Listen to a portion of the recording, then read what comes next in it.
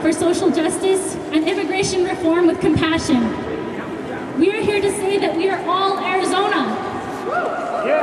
And to keep anything like SB 1070 out of Utah. We are here to stand up and say the terrorism we faced as a result of the list is completely unacceptable. And we are here to begin a coalition to be proactive in the fight against injustice in our communities.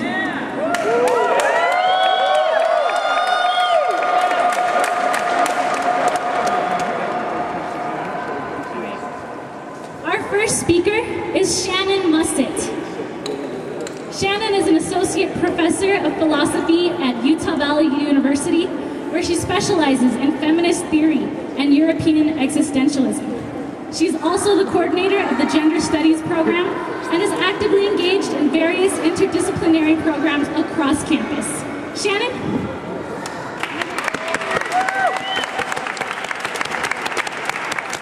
All right, can you hear me? Yeah, that's good? All right, because I'm loud. Just give me a sign if I'm being too loud or too soft. Basically, talk slowly. Talk slow. Oh boy, I'll do my best. All right. I come here today, invited by the Revolutionary Students' Union, to speak about the need for a united movement to combat the growing criminalization and terrorization of those branded as illegals.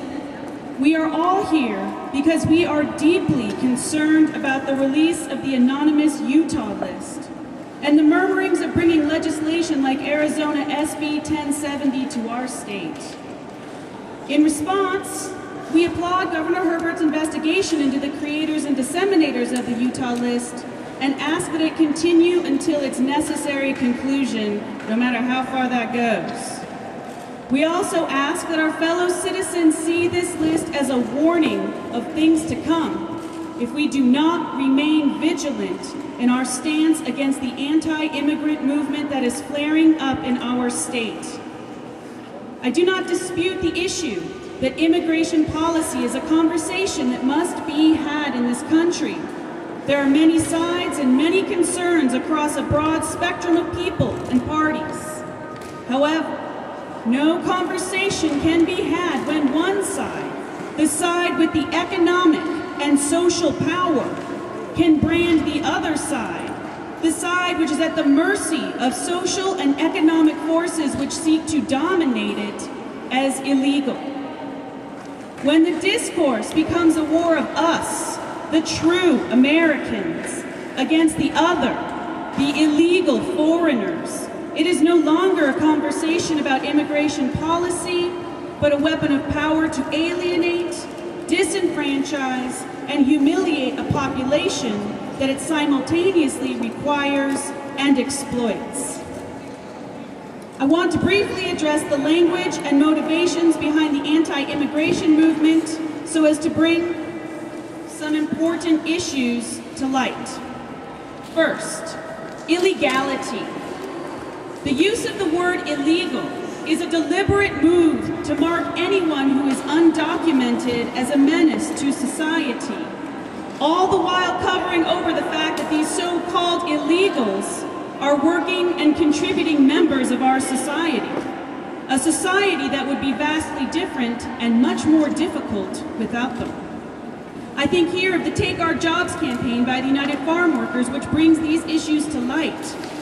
By marking workers as illegals, their social role and contributions will not be done away with or replaced by true Americans. They will only be further alienated and humiliated in their persons. Second, secrecy.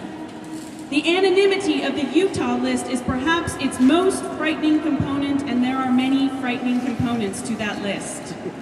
The desire to rat out immigrants is widespread among certain social and political positions across the country. But the secrecy and anonymity of the Utah list is a deliberate weapon to terrorize a large population of our community. Anyone and everyone who challenges the status quo and bully ideology is at risk of being placed on a secret list. If you think that allowing these practices is acceptable in just this instance or with just this issue, you are sorely mistaken. History has shown us time and again that these practices, once accepted in one arena, spread into all areas of society, wreaking havoc, paranoia, hatred, and suspicion. Third, fear.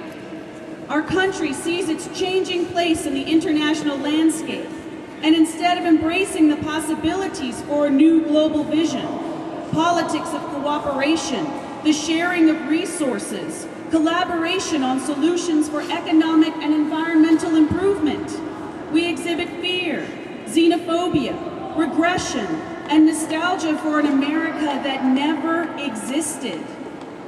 The fear of change and of the future breeds a desire to flee into ignorance, because what we do not know, it seems, cannot hurt us. This fear can be seen today as we witness the attack on the liberal arts in the American university system, the selective editing of history of our children's textbooks, and the elimination of studies and clubs that foster understanding and appreciation of otherness and diversity. What we must fear is the cultivation of fear, and not the moving targets that fear haphazardly latches onto. When we are afraid, we are easily manipulated, and we must refuse to be manipulated by those who seek to keep us dominated and silent. Here, people, come on.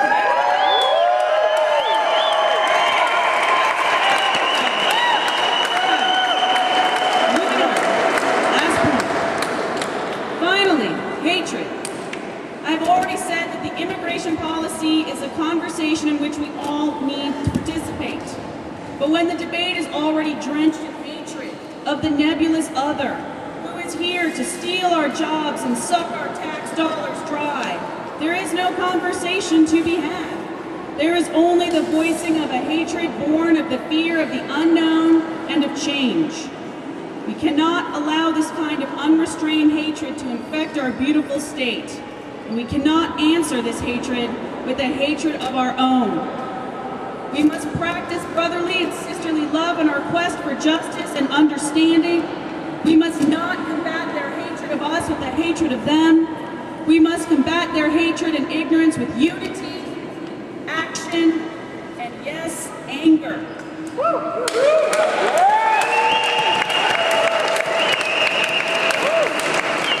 Anger in the face of injustice is requisite to combating oppression, but our anger must be tempered with our love of each other, our love of our cause, and our love even of those misguided individuals who act in fear and ignorance. We must unite, we must join organizations such as the RSU, we must demand more action from our politicians, we must demand more involvement from our universities, and we must fight for justice every step of the way.